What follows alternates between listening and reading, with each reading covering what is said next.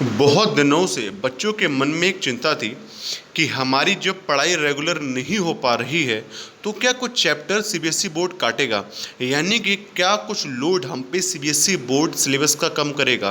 तो मैं आपको बता दूं, अगर आप क्लास 10th के स्टूडेंट हैं, 11th के हैं, 12th के हैं, तो आपके लिए बहुत ही अच्छी खबर है। और वो ये है कि सीबीएसई ने क्या किया है, मैथ का सिलेबस हो, एसएसटी का सिलेबस हो, इंग्लिश का सिलेबस हो, किसी का भी सिलेबस हो, सीबीएसई ने ऑल टुगेदर सबको कम कर दिया गया है।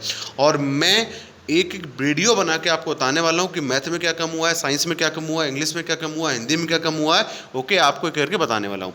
आज जो वीडियो है ना, मैं आपको बता दूँ, ये मैथ के बारे में, क्लास 10th के मैथ। आपने थंबनेल देख ही लिया होगा, आपने टाइटल भी देख लिया होगा, तो वहाँ से आपको पता लग ही गया होगा कि आज की जो वीडियो है वो ये रहने वाली। मैं आपको अच्छी वीडियो में ये बताने वाला हूँ कि क्लास 10th की जो मैथ है, मेरे पास बहुत सारे चंक में मैसेज आ रहे थे कि भैया बताइए किस तरह सिलेबस क्या रहने वाला है। मेरे ऑफलाइन स्टूडेंट पढ़ते हैं वो भी पूछ रहे थे, कुछ अभी नहीं पढ़ने आ पा रहे हैं कॉन्टैक्ट में वो भी पूछ रहे थे, और फिर कुछ मेरे फैमिली मेम्बर्स जो पढ़ रहे थे मेरे से वो भी पूछ रहे थे, या फिर कहते जेन्युइन कॉन्टेंट वो भी पूछ रहे थे। तो एक बहुत ही मेयर चंक में क्वेश्चन आ रहा था कि जब हमारी पढ़ाई कंटिन्यू नहीं हो पा रही, जब कोचिंग नहीं चल रही है, जब स्कूल नहीं चल रहे हैं, तो बताइए भैया क्या सीबीएसई हमें कुछ रिलैक्सेशन देगा। तो मैं आपको बता दूं, आपके लिए बहुत ही खुशी की भैया बात है, मिठाइयाँ बांट दो पूरे मोहल्ले में जितनी बांट पाओ, सिलेबस आपका कम कर दिया गया है। ठीक है, और ये वो डॉक्यूमेंट है जो आपके सामने मैं रख रहा हूँ अभी।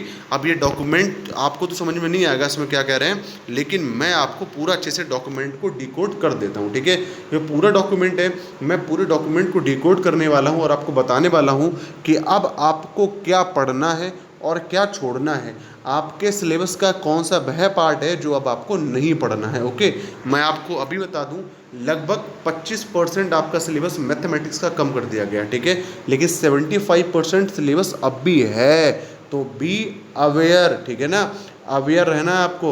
ओके, अब आपको बेखबर नहीं रहना। मैं देख रहा हूँ इस लॉकडाउन में कई सारे बच्चे बेखबर हैं, ऐसे हो रखे हैं ना भाई साहब जैसे उन्हें पेपर ही नहीं देना आगे।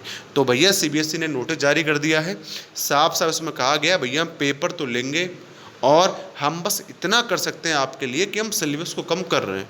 ठीक है, तो चलो ये पूरा डॉक्यूमेंट है, मैं इसको डिकोड करता हूँ, थोड़ा समय लगेगा, 15 से 20 मिनट लग सकते हैं, लेकिन आप लोग क्या करिए, आप अपनी किताब खोल लीजिए, आपके पास जो NCERT है मैथ की, आप उसको ओपन कर लीजिए और मैं आपको बता देता हूँ कि किस चैप्टर में क्या क्या कटा है, क्या क्या ऐसा है जो आपके पेपर में नहीं आएगा। तो चलो फटाक से NCERT खोलो। तो ये सबसे पहला चैप्टर है आपके मैथ का, रियल नंबर। आई होप आपने छुट्टियों में इतनी मस्ती नहीं की होगी कि आपने अपने मैथ के फर्स्ट चैप्टर को नहीं करा होगा। मैं तो दोस्तों बताऊं आपको, पूरी किताब ही करा चुका हूं जो बालक मेरे से पढ़ते हैं। ठीक है, तो चलो यहाँ पे मैं आपको दिखा दूं कि रियल नंबर में इस बार क्या क्या आपके पेपर में आपसे नहीं पूछा जाएगा। तो देखिए, इस बार ये जो इक्विलिब्रियम डिवीजन लेमा, इससे जितने भी क्वेश्चन आपके होते हैं या जितने भी क्वेश्चन आपके एनसीईआरटी में दे रखे हैं वो आपको इस बार नहीं करने हैं, क्योंकि इक्विलिब्रियम डिवीजन लेमा काट दिया गया है। अब सर हमने तो पढ़ाई नहीं है, हम तो किताब पहली बार खोल रहे हैं आज, तो आप हमें बता दीजिए कि इक्विलिब्रियम डिवीजन लेमा के कौन कौन से क्वेश्चन हैं। तो चलो हमारा काम यही है, तो हम आपको बता देते हैं। एक्सरसाइज 1.1 खोलिए आप लोग, और इसमें क्वेश्चन आपको दिख रहे होंगे दोस्तों। पहले आप क्वेश्चन उड़ा दीजिए दूसरा दोस्तों इसमें फोर्थ, और तीसरा दोस्तों पांचवा। ठीक है, तो ये जो तीनों क्वेश्चन है ना, ये इक्विलिब्रियम डिवीजन लेमा से होते हैं। ओके, इक्विलिब्रियम डिवीजन लेमा से होंगे आपके तीनों क्वेश्चन। और इक्विलिब्रियम डिवीजन लेमा क्योंकि इस बार काट दिया गया है, आपके सिलेबस का पार्ट रहेगा नहीं है, तो आपको ये तीन जो प्रश्न हैं, ये जो तीन क्वेश्चन हैं, ये आपको इस बार अपने फर्स्ट चैप्टर में जिसका नाम है रियल नंबर, उसमें नहीं करने हैं। अगर आप लोग RD शर्मा लगाते हैं या आप लोग RS अग्रवाल लगाते हैं, तो उसमें जो क्वेश्चन इक्विलिब्रियम डिवीजन लेमा के हैं वो आपको छोड़ देने हैं, वो आपको नहीं करने हैं। बट अगर आप NCERT से प्रिपरेशन कर रहे हैं तो आपको बता दूं, फर्स्ट 1.1 का दोस्तों क्वेश्चन नंबर सेकंड आपको नहीं करना है, फोर्थ नहीं करना, फिफ्थ नहीं करना। आई होप आप समझ गए होंगे मैं आपसे क्या बोलना चाह रहा हूँ।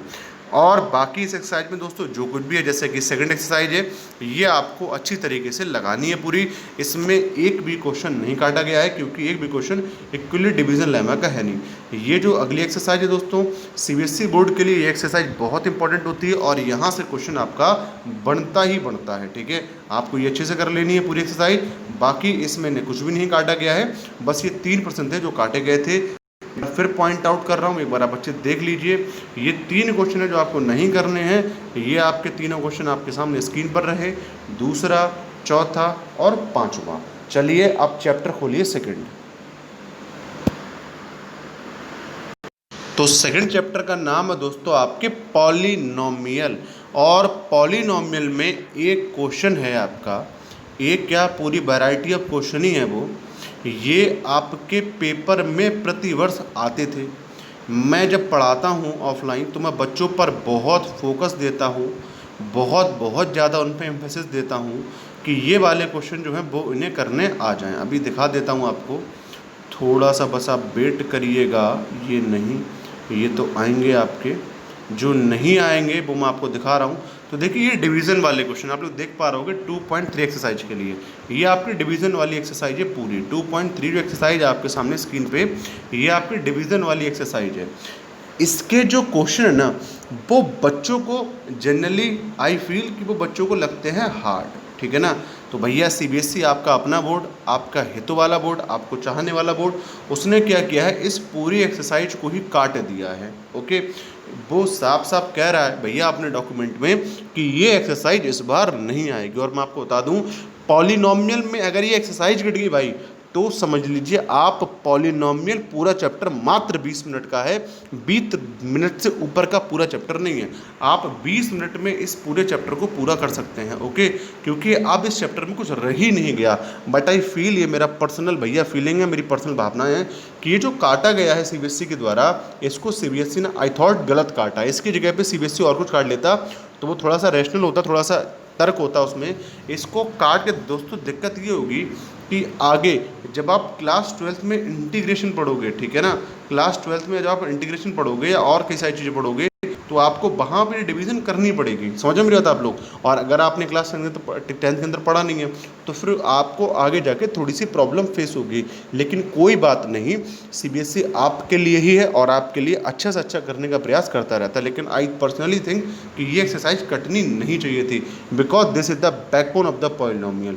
और इस एक्सरसाइज से प्रत्येक वर्ष जैसे रियल नंबर से प्रूव करने वाले क्वेश्चन निकलते हैं कि रैशनल है कि रैशनल नहीं है, ये क्वेश्चन बहुत आते हैं रियल नंबर चैप्टर से। इसी तरीके से पॉलिनोमियल से जो आपके सामने एक्सरसाइज है, ये इस चैप्टर की बैकबोन है। इस एक्सरसाइज से बहुत क्वेश्चन आते हैं, लेकिन आपके लिए खुशखबरी है भैया, बहुत ही खुशी की बात है कि सीबीएसई ने पूरी एक्सरसाइज को काट दिया ऑल टुगेदर। ठीक है, चलो तो इसमें आपको क्या करना है, एक्सरसाइज को काट देना है। और अगर आप लोगों के पास दोस्तों बेसिक मैथ नहीं आपके पास, तो आपको याद रखना है कि आपको ये भी क्वेश्चन करना है, ये भी करना है। ठीक है, अगर आपके पास बेसिक मैथ नहीं है तब। और लेकिन आपको ना ये तीनों में कोई क्वेश्चन नहीं करना है। तो अगर आपके पास बेसिक नहीं है तो आप थर्ड क्वेश्चन को और फोर्थ क्वेश्चन को और फिफ्थ क्वेश्चन को भी नहीं करेंगे। जो बच्चों के पास बेसिक नहीं होती है वो आमतौर पे ऑप्शनल एक्सरसाइज भी लगाते हैं। तो मैं आपको बता दूं, अगर आप ऑप्शनल एक्सरसाइज लगा रहे हो तो आपको ये क्वेश्चन करना है, ये क्वेश्चन करना है, और आपको ये जो है ये तीनों आपके लिए नहीं करने हैं। तो ध्यान रखना, पॉलिनोमियल में पॉलिनोमियल क्या क्या कटा है एक बार फिर बता देता हूँ। पॉलिनोमियल में एक्सरसाइज 2.3 पूरी कट गई है। और ये जो आपके क्वेश्चन है ऑप्शनल वाले, अगर आप पे बेसिक मैथ नहीं है तो बता रहा हूँ, तो आपको ये लगानी पड़ती है, क्योंकि आपको पता ही अच्छी तरीके से। अगर आप आर डी शर्मा लगा रहे हो, वैसे मैं बच्चों के लिए नहीं लगवाता हूँ क्योंकि सीधे मैं आर डी शर्मा लगवा देता हूँ तो उनकी जरूरत नहीं पड़ती है। लेकिन अगर आप लोग R D Sharma, R S Agarwal जैसी किताब नहीं लगाते हो और आप अगर ऑप्शनल एक्सरसाइज करते हो तो आपको ये 3 क्वेश्चन इस बार नहीं करने, if you are the student, if you are not the student of basic. ठीक है, अगर आपके पास बेसिक मैथ नहीं है तो। चलो आगे चलते हैं चैप्टर नंबर 3 पे। तो आई होप आपको चैप्टर नंबर 2 में भी क्लियर होगा कि क्या क्या कटा है। मैं आपको वही बता रहा हूँ जो कटा है, जो है वो तो फिर है ही। अब आप आ जाइए चैप्टर नंबर 3 पे, इसका नाम है pair of linear equation two variable. तो दोस्तों आपने पढ़ाई होगा कि अगर हम उन लोगों को लीनियर इक्वेशन अगर हमें सॉल्व करनी होती है तो हमारे पास 3 मेथड्स होते हैं, ठीक है ना, जिनके अंतर्गत हमारे पास एक मेथड होता है, इसे कहते हैं क्रॉस मल्टीप्लिकेशन मेथड। क्या बोलते हैं जिसे हम? Cross multiplication method. तो इस पूरे चैप्टर में आपको जहाँ पर भी दिखे कि क्रॉस मल्टीप्लिकेशन मेथड का क्वेश्चन है, उसको आपको बिल्कुल भी नहीं करना है। क्या आपको मेरी बात समझ में आ रही? मैं आपसे क्या बोल रहा हूँ? मैं आपसे बोल रहा हूँ कि चैप्टर जो आपका थर्ड चैप्टर है इसमें क्रॉस मल्टीप्लिकेशन मेथड जो है वो इस बार काट दिया गया है। लेकिन मैं आपको बताऊं सीबीएसई ने पता नहीं क्यों काटा है, लेकिन ये जो क्रॉस मल्टीप्लिकेशन मेथड है ये एक बहुत ही आसान मेथड था। एलिमिनेशन मेथड है, सब्स्टिट्यूशन मेथड है, ये भी बहुत आसान से मेथड है, लड्डू से मेथड है, और आपका जो क्रॉस मल्टीप्लिकेशन मेथड है वो भी आपका बहुत ही आसान मेथड है। तो आपको चैप्टर में कहीं पर भी लिखा मिल जाए कि आप इसको क्रॉस मल्टीप्लिकेशन मेथड से सॉल्व करो, तो आपको वो नहीं करना है, क्योंकि now it is not the part of your syllabus. ठीक है, अब ये आपके सिलेबस का पार्ट नहीं है। आपको याद रखना है, आपने पढ़ा होगा सब्स्टिट्यूशन मेथड, आपने पढ़ा होगा पेयर ऑफ लीनियर इक्वेशन को, अगर तो आपने पढ़ा होगा कि पेयर ऑफ लीनियर इक्वेशन को सॉल्व करने के हमारे पास 3 मेथड होते हैं। Pair of linear equation solve करने के 3 मेथड है। पहले को बोलते हैं हम लोग सब्स्टिट्यूशन, ठीक है ना, दूसरे को बोलते हैं एलिमिनेशन, और तीसरे बोलते हैं क्रॉस मल्टीप्लिकेशन। तो जो क्रॉस मल्टीप्लिकेशन वाला ये मेथड है ये अब आपके पेपर में नहीं आएगा, ये काट दिया गया है। चलो मैं आपको दिखा देता हूँ आपको बुक के अंदर कि आपको कौन कौन से क्वेश्चन नहीं लगाने हैं। तो मैं देखता हूँ जल्दी से कि क्रॉस मल्टीप्लिकेशन मेथड कहाँ पर है। ये आपका सब्स्टिट्यूशन मेथड आपको करना है, ये पूरी एक्सरसाइज लगानी है। और अब की बार मैं आपको बता दूँ, ये जो एक्सरसाइज है ये कम से कम एक क्वेश्चन आपको देगी पेपर के अंदर 500%। ठीक है, अब ये आपका भैया फैसला है कि आप इसको लगाओ कि ना लगाओ। मैंने आपको बता दिया, बताना मेरा काम है, तो मैंने आपको बता दिया। ठीक है, अब चलो, तो ये तो सब्स्टिट्यूशन मेथड है। ये एक्सरसाइज दोस्तों एलिमिनेशन और सब्स्टिट्यूशन वाली है, तो इसको भी आपको लगाना ही लगाना है, क्योंकि कटा है क्रॉस मल्टीप्लिकेशन मेथड। ये आ गया दोस्तों आपका क्रॉस मल्टीप्लिकेशन मेथड। इसको आपके चैप्टर नंबर 3 में इस बार काट दिया गया है, तो आपको इसको बिल्कुल भी नहीं करना है। ठीक है, आप इसको नहीं करेंगे। आपको ये जितने भी क्वेश्चन आपको दिखाई पड़ रहे हैं मेरे सामने, जैसे कि बात करूँ मैं अगर आपसे, तो आपको एग्जाम्पल का जो फर्स्ट क्वेश्चन है मैं देख पा रहा हूँ इसको, ये रहा। तो ना ये तो यार प्रोसेस है, पूरा प्रोसेस है। जैसे कि ये रहा दोस्तों, ये क्वेश्चन आपको बिल्कुल भी नहीं करना by the cross multiplication method. ठीक है, चलो आगे आपको बता देता हूँ, ना आपको ये क्वेश्चन करने हैं ना आपको ये करना है। सीधी बात आप समझिए, जहाँ पर भी कहा क्रॉस मल्टीप्लिकेशन मेथड से क्वेश्चन आपको करने हैं वो आपको नहीं करने हैं। अब जैसे यहाँ पे ये सॉल्व करवा रहे हैं क्वेश्चन के लिए, अभी कह रहे हैं कि आप 3 मेथड से सॉल्व कर दीजिए। ठीक है, आपसे कह रहा है ये आप 3 नहीं, सॉरी, ये आपसे कह रहा है कि क्रॉस मल्टीप्लिकेशन मेथड से सॉल्व कर दीजिए। तो आपको याद रखना है क्रॉस मल्टीप्लिकेशन मेथड से आपको उसको सॉल्व नहीं करना, क्योंकि ये मेथड आपका कट चुका है। तो जितने भी क्वेश्चन आपको किताब के अंदर दिखते हैं वो आपको नहीं करने। अब एक बात सुनिए आप लोग ध्यान से, ये जितने भी क्वेश्चन है, अब एग्जाम में पहले देता था कि इन्हें क्रॉस मल्टीप्लिकेशन मेथड से सॉल्व करो, बट नाउ ये आपको दे सकता है किसी भी मेथड से। तो आपको ये क्वेश्चन नहीं छोड़ना है, आपको ये बेवकूफ़ी नहीं करनी है कि आप पता लगे पूरी एक्सरसाइज को ही छोड़ दो, पता लगा 3.5 पूरी छोड़ दिया आपने, क्योंकि मैंने कहा है कि क्रॉस मल्टीप्लिकेशन मेथड इस बार आएगा ही नहीं, तो आपने पूरी एक्सरसाइज छोड़ दी। दोस्तों यही क्वेश्चन आपसे पेपर पूछा जाएगा, लेकिन आपसे मेथड बदल दिया जाएगा। आपसे कहा जाएगा कि आप एलिमिनेशन मेथड से करो, सब्स्टिट्यूशन मेथड से करो इसी क्वेश्चन को। ठीक है, और कोई आपको फिर प्रॉब्लम नहीं होना चाहिए। अब आपसे पेपर में ये नहीं कहेगा कि क्रॉस मल्टीप्लिकेशन मेथड से करो, तो आपको क्रॉस मल्टीप्लिकेशन मेथड नहीं लगाना है। ओके, चलो तो अब मैं लेके चलता हूँ आपको 4th चैप्टर पे। किताबें अपनी आप खोल लीजिए। ये एक्सरसाइज जो आ गई है खुल के, ये आपके पेपर के लिए वेरी वेरी इंपॉर्टेंट है, वेरी वेरी इंपॉर्टेंट है। ऐसे क्वेश्चन पेपर के अंदर बहुत आते हैं। ठीक है, तो चलो लगा लीजिएगा आप लोग अच्छी तरीके से। इसमें जो नीचे 3 क्वेश्चन हैं ये भी आपके बहुत आते हैं। मैं जल्दी कोशिश करूंगा एक वीडियो लाने की जिसमें मैथ के सारे वर्ड मैं आपके साथ डिस्कस करूंगा। ओके, अभी जितना संभव बता दे रहा हूँ, क्योंकि अभी मेरा काम है आपको ये बताना कि कौन कौन से कटे हैं, इंपॉर्टेंट बताना नहीं। ओके, जितना डिस्कस कर सकता हूँ उतना तो कर ही रहा हूँ। चलो 4th चैप्टर खोलो, क्वाड्रेटिक इक्वेशन। अब उसमें बताता हूँ कि क्या क्या कटा है। बहुत बार मेरे से ऑफलाइन बच्चे कहते हैं भैया क्वाड्रेटिक इक्वेशन के ना वर्ड प्रॉब्लम नहीं समझ में आती। तो भैया बधाई हो, इस साल क्वाड्रेटिक इक्वेशन की वर्ड प्रॉब्लम काट दी गई हैं। वर्ड प्रॉब्लम इस बार पेपर में नहीं आएंगी। कंप्लीटिंग द स्क्वायर मेथड तो पहले ही काट दिया गया था, और इस बार ऑल वर्ड प्रॉब्लम कैंसिल कर दी गई हैं। इस बार आपके पेपर में क्वाड्रेटिक इक्वेशन से कोई वर्ड प्रॉब्लम नहीं आने वाली है। जैसे कि मैं आपको बता दूं एग्जांपल के तौर पे एक एक्सरसाइज खोल के, जैसे कि ये क्या है आपकी, ये वर्ड प्रॉब्लम है, तो ये आपकी नहीं आएंगी, ये क्वेश्चन नहीं आएगा आपका। ये सारे क्वेश्चन भी जो आप देख रहे हो ये जो हैं आपके, ये भी आपके नहीं आने वाले हैं। तो क्वाड्रेटिक इक्वेशन की जो फर्स्ट एक्सरसाइज है उससे आप लगा लीजिए, ना सेकंड आएगा, ना थर्ड आएगा, ना फोर्थ आएगा, आपकी होगी बल्ले बल्ले। क्योंकि अमूमन बच्चों के लिए मैंने देखा है क्वाड्रेटिक इक्वेशन की वर्ड प्रॉब्लम बहुत ही मुश्किल से समझ में आती हैं, क्योंकि वो रट्टा मारना चाहता है। मैं जितने बच्चों को पढ़ाता हूँ ना ऑफलाइन में, मेरे को एक्सपीरियंस है, मैं चाहे कितना भी समझाऊँ लेकिन पता नहीं बच्चा क्यों रट्टा मारता है। बहुत सारे मेरे ऐसे बच्चे भी होते हैं जो समझते भी हैं लेकिन अमूमन ये कोशिश करते हैं कैसे भी रट लिया जाए। तो चलो 4.1 के आपने कौन कौन से क्वेश्चन काट दिए, पहला काट दीजिए आप लोग, फिर आप लोग काट देंगे दूसरा, तीसरा, चौथा। सिंपल बात है, जितनी वर्ड प्रॉब्लम मिले उड़ा दो। सही है, आगे आगे चलते हैं। आगे भी हमारे लिए कुछ वर्ड प्रॉब्लम मिलेंगी, जैसे कि हमारे को मिल गई दोस्तों ये और ये, इन्हें कैंसिल कर दो, पेपर के अंदर नहीं आएंगे, डिलीट कर दो उन्हें, समझ गए। अपनी किताब से इन्हें उड़ा दो। अब बात कर लीजिए आपके कंप्लीट द स्क्वायर मेथड की। ये तो आपके वैसे ही पेपर में नहीं आएगा, पुलिस से पुलिस वाली कट गया था ये, तो ये आपका पेपर में इस बार के नहीं पूछा जाने वाला। चलो जल्दी से जल्दी से जल्दी से जल्दी से जल्दी। अब देखो ये क्वेश्चन आपका पेपर में आएगा, ये भी अच्छा, ये कंप्लीट द स्क्वायर मेथड का, सॉरी ये 4.3 का फर्स्ट क्वेश्चन नहीं आएगा आपके पेपर में, और कंप्लीट द स्क्वायर ये आएगा। और इस तरीके के क्वेश्चन मैं आपको बता दूं बहुत इंपॉर्टेंट होते हैं, इसलिए अच्छे से कर लेना। बाकी जितने भी आप लोग लैंग्वेज प्रॉब्लम देख रहे हो नीचे की तरफ, ये सबकी होगी इस पर टाटा बाय बाय। इस बार पेपर में कोई भी नहीं आएगी, 7th 8th 9th 10th 11th, ठीक है, कुछ भी नहीं आने वाला इस बार आपके पेपर में। ये लैंग्वेज प्रॉब्लम आप देख रहे हो, शानदार लैंग्वेज प्रॉब्लम, नहीं ये लैंग्वेज प्रॉब्लम नहीं है, सॉरी ये तो क्वेश्चन है, ये भी क्वेश्चन है। ये रही आपकी 3 लैंग्वेज प्रॉब्लम, तो इन्हें भी आप काट दीजिए, ये भी आपकी नहीं आएंगे। एक्सरसाइज 4.4 3 4 5 ये काट दीजिए, सिंपल सी बात है। क्वाड्रेटिक क्वेश्चन में आपके लैंग्वेज प्रॉब्लम काट दी गई हैं, और आपका क्रॉस मल्टीप्लिकेशन मेथड आपको पता ही होगा, वो तो लास्ट से लास्ट ईयर ही काट दिया गया था। अगर आपके पास दोस्तों बेसिक मैथ नहीं है, अगर आप लोग ऑप्शन लगा रहे हो तब भी, अच्छा इसमें तो ऑप्शन है ही नहीं, तब भी आपको क्या करना है कि अगर आपको ऑप्शन में क्वेश्चन मिल जाते हैं लैंग्वेज वाले, कंप्लीट स्क्वायर वाले, वो आपको काट देने हैं। तो आई होप आपको बात समझ में आ गई, एक बार फिर बता रहा हूँ। एक्सरसाइज 4.4 में आपको काट देना थर्ड क्वेश्चन, फोर्थ क्वेश्चन, और जो आपका नीचे जो क्वेश्चन दे रखा है क्वेश्चन नंबर 5, ये आपको नहीं लगाने हैं। ओके, अगली एक्सरसाइज की बात की जाए, यानी पिछली एक्सरसाइज बात की जाए, तो यहाँ पे भी आप देख रहे हो कई सारे लैंग्वेज प्रॉब्लम क्वेश्चन है, ये भी आपको नहीं लगाने हैं। सही है, आपको सब ये काट देने हैं, आपके पेपर में इस बार कुछ भी नहीं आने वाला, ये सब काट दो। जितने भी लैंग्वेज प्रॉब्लम है इनको किसी को आपको नहीं करना है। तो चलो, अब जैसे ये वाला क्वेश्चन है, ये बहुत फेवरेट क्वेश्चन है मेरा, मैं बहुत मन से कराता हूँ इस क्वेश्चन के लिए हर साल, लेकिन इस बार ये भी नहीं आएगा क्योंकि ये भी लैंग्वेज प्रॉब्लम है। तो लैंग्वेज प्रॉब्लम हमारे जितने भी क्वेश्चन आपको दूर दूर तक दिख रहे हैं चैप्टर में, आप सबको काट सकते हैं क्योंकि इस बार कोई पेपर में आने वाला नहीं है। कंप्लीट द स्क्वायर मेथड नहीं आएगा, नहीं ये आएगा। चलो अगला चैप्टर खोलते हैं, चैप्टर नंबर 5, और चैप्टर नंबर 5 में भी एक बहुत बड़ी खुशखबरी है, वो भी देखते हैं क्या। तो ये रही आपकी अर्थमेटिक प्रोग्रेशन।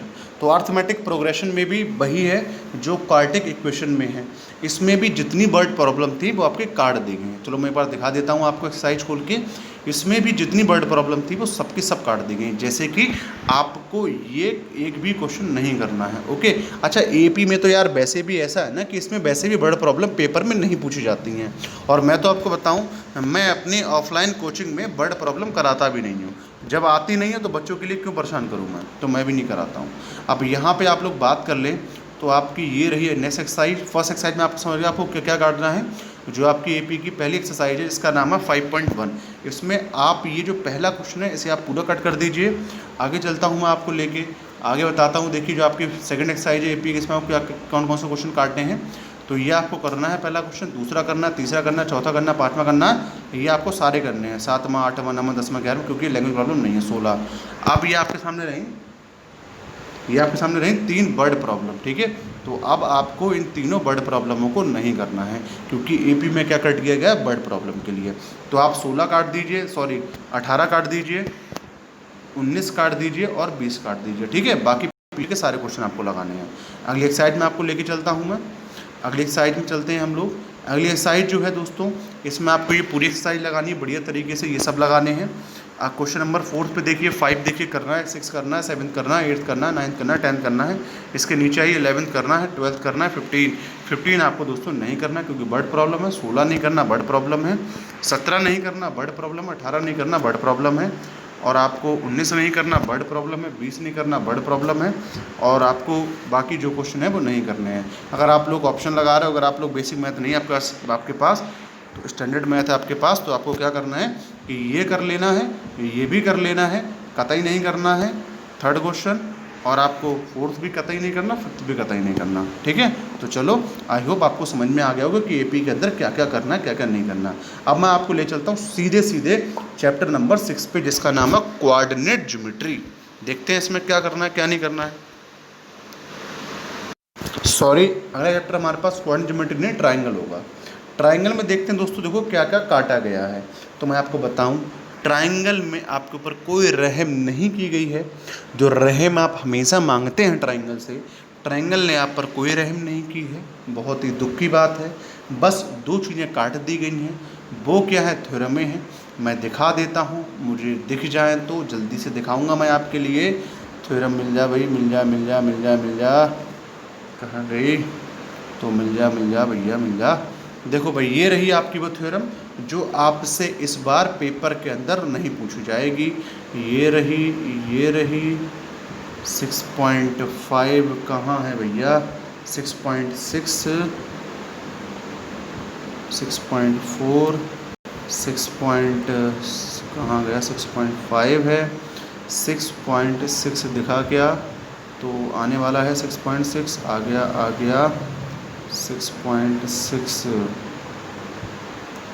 6.6, हाँ भाई।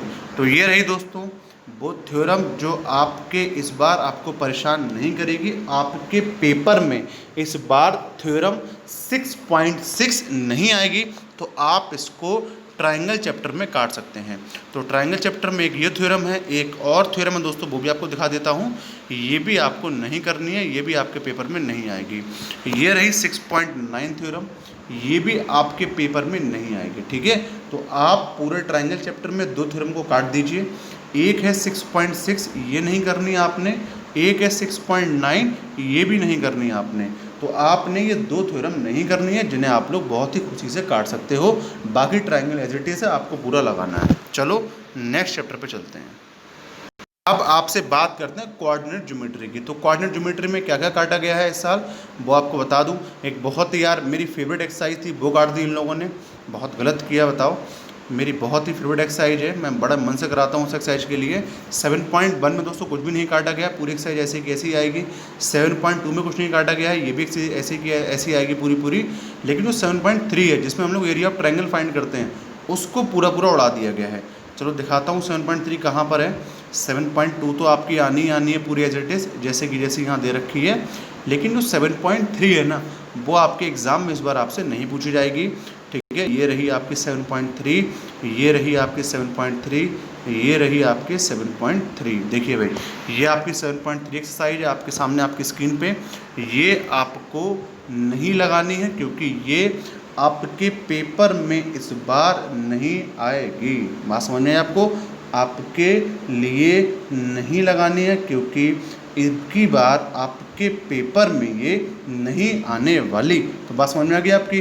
तो जैसे कि ट्रायंगल में दो चीज़ें कटी हैं, area of similar triangle theorem 6.6, converse of Pythagoras theorem 6.9। इसी तरीके से आपका एक्सरसाइज 7.3 जो है कोऑर्डिनेट ज्योमेट्री चैप्टर का, इसमें आपकी पूरी एक्सरसाइज काट दी गई। बहुत ही बड़ी एक्सरसाइज थी ये, लेकिन कोई बात नहीं, उड़ गई है, ठीक है, पूरी काट दी गई है। इसके बाद चैप्टर दोस्तों सर्कल में कुछ भी काटा नहीं गया है। सर्कल बहुत ही आसान चैप्टर है, इसीलिए सीबीएसई बोर्ड ने सर्कल ज्यों का त्यों आपका रख दिया गया है। सर्कल आपको पूरा पढ़ना है, उसमें आपको कुछ भी नहीं काटा गया, ठीक है। अब मैं आपको आगे लेके चलता हूँ, जिसका नाम होगा चैप्टर का कंस्ट्रक्शन। क्या होगा, कंस्ट्रक्शन। देखते हैं कंस्ट्रक्शन में क्या क्या काटा गया है और क्या क्या आपके पेपर में इस बार नहीं आने वाला। अब उस चैप्टर की बात कर लेते हैं जिस पे सब बच्चों की निगाहें लगी हुई थी कि ट्रिग्नोमेट्री से क्या कटेगा। तो मैं बता दूं, तुम लोग जो सोच रहे थे ना प्रूफ वाले क्वेश्चन कट जाएंगे, बिल्कुल नहीं कटेंगे, क्योंकि 11th की जो ट्रिग्नोमेट्री है उसका पूरा बेसिक है।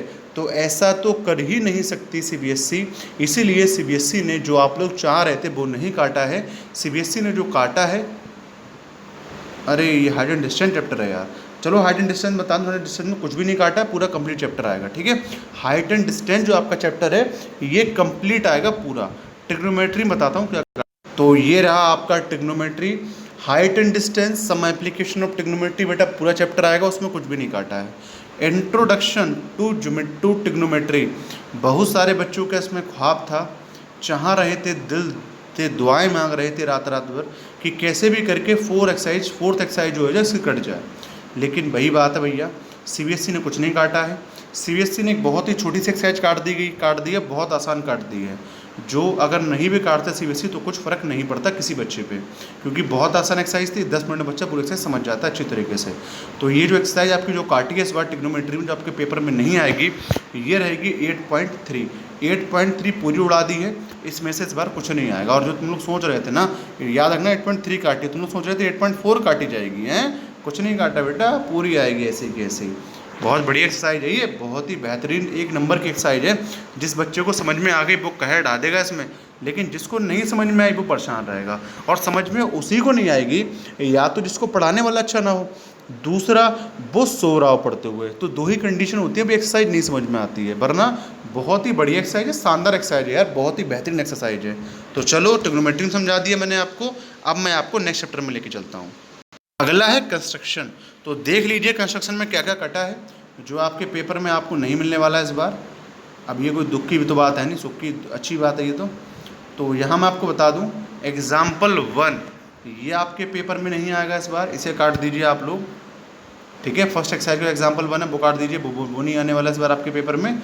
और जहाँ पे एग्जाम्पल 2 भी होना चाहिए, हाँ ये रहा एग्जाम्पल 2, ये भी इस बार आपके पेपर में नहीं आएगा। तो एग्जाम्पल 1 पहली एक्सरसाइज का कंस्ट्रक्शन के, और एग्जाम्पल 1 और 2 ये दोनों ही नहीं आएंगे, आपने काट दीजिए। और एक्सरसाइज का जो फर्स्ट क्वेश्चन है आपको बता दूँ, ये भी नहीं आएगा, ओके। तो ये भी नहीं आएगा, बाकी पूरी की पूरी कंस्ट्रक्शन जो है ऐसे की ऐसे ही आएगी, ठीक है। बाकी क्या करना है, ठीक है। तो आई होप आपको समझ में बात आ गई होगी।